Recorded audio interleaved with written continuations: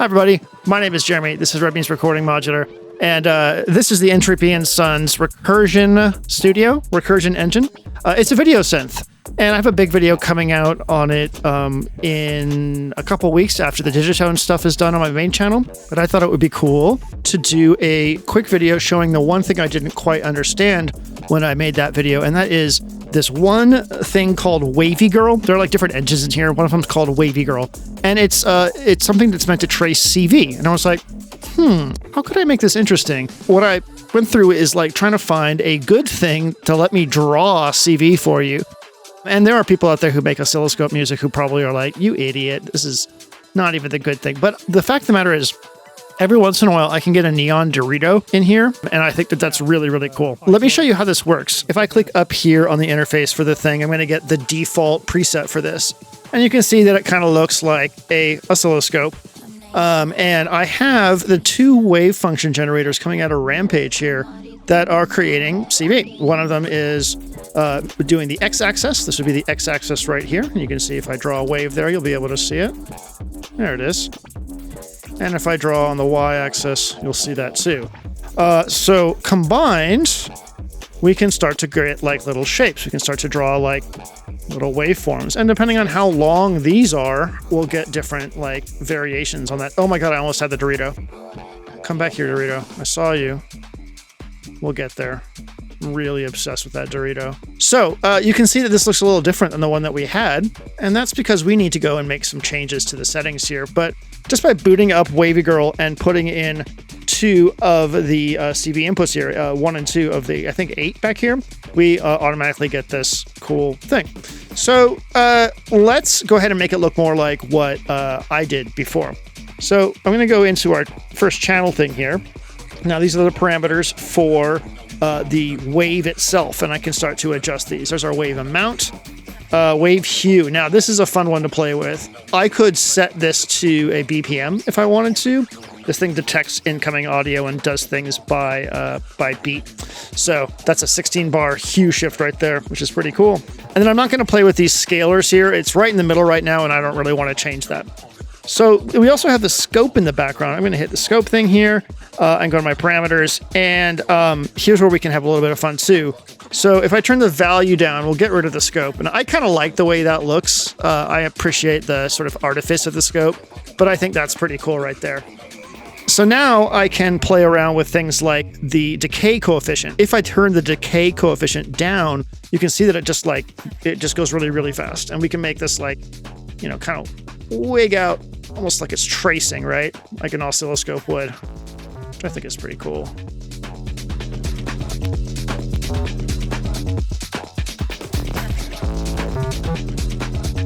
I like that quite a bit. So now it kind of resets itself after every 2 bars. One cool thing you can do actually with this is I could change this from a sine wave to a random wave. And now it'll just kind of like step through whether, well, it'll randomly pick whether or not it's tracing fast or slow. And it's doing that to the beat, which I think is really cool. Oh, that's fun, man.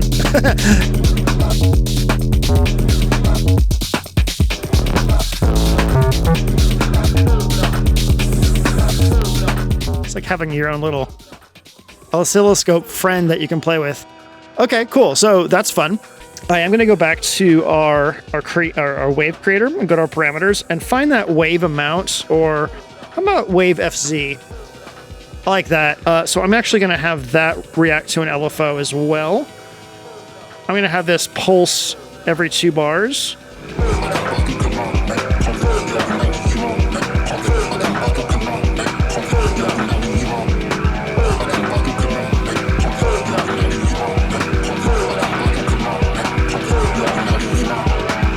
I don't know what is up with this set that Fortet did and frogs, but there are so many moments in which he puts frog sounds in it. Okay, cool. So there's a couple other things we can play with here. I'm going to go to the color section, expand this, and I'm going to go to our light and see if we can get some interesting lighting. These are like post-processing lighting effects, so we'll see if we can get anything interesting here. So there are preset, like total presets up here for all the modules that are in there, and then you can mess with each individual module down here. I like that quite a bit. Oh, and the hue shifts. Damn, that's cool.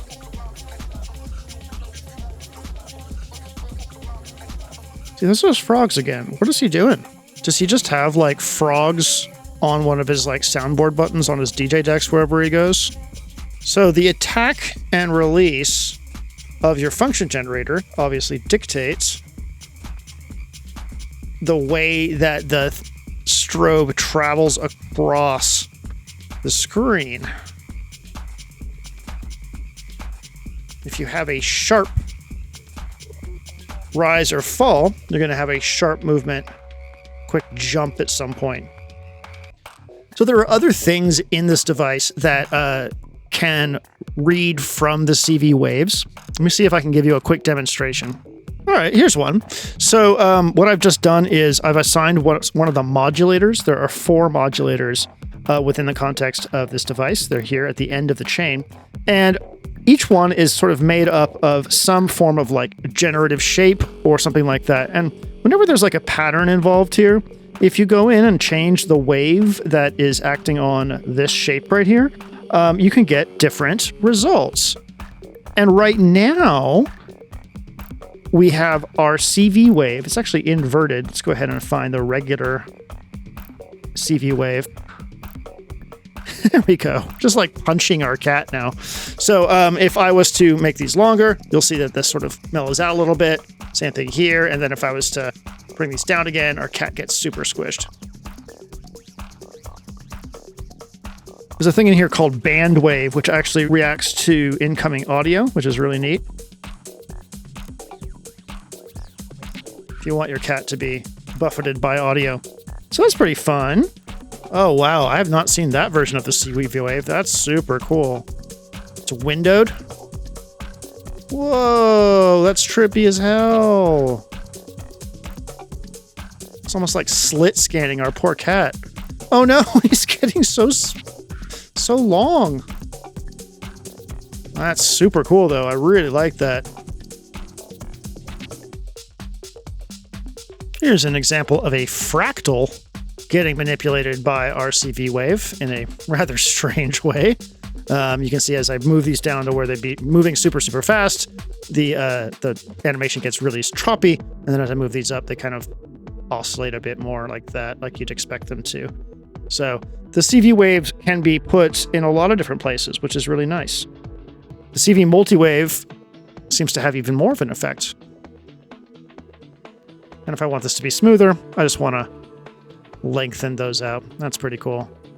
This thing does accept MIDI. If you don't have a MIDI controller around to affect things, I guess you can just use CV. It's pretty neat. So that is one way that we can use this rather funky little box to do some interesting visualization. I think it's pretty neat. I'll have a much more in-depth video on this thing on my second channel, on my main channel, excuse me. What channel is what? I don't know. Oh, the Dorito was almost there. I'll also put a link to this Fortet mix, excuse me, in the video description. Because I've been on a bit of a kick with the boy. He's legit, as many of you already know. I think that's it for me today.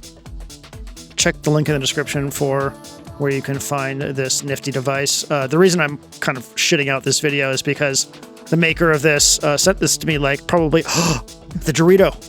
There it is. Look at that Dorito spinning in space. Oh, it's beautiful. We did it. The creator of this device sent me this probably a year ago, and I've just kind of not had the mindset to get into it because video synthesis is a bit complicated. I filmed my video and he reached out because he saw that I posted on Instagram and was like, hey, we're putting these on sale next week. When's your video coming out? And I'm like, well, I got 3 more Digitone videos on the main channel about drum and bass sound design, so not until then.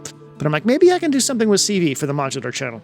So that's why this video exists. We're making gay Doritos because apparently this thing's on sale. Thank you so much for watching. I hope this was fun and interesting to you. Praise the gay Dorito, and I will see you in the next video. Have a wonderful day.